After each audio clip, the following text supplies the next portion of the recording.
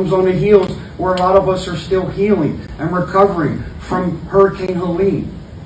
But if you safeguard your families, you'll be alive.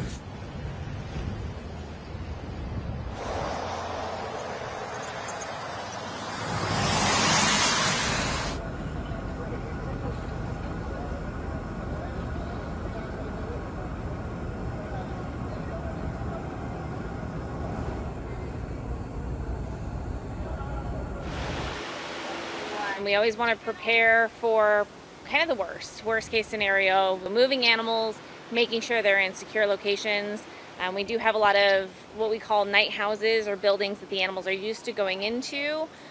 For animals that don't have those night houses, we do move those animals into secure buildings so that our animals are nice and secure and ready for the storm.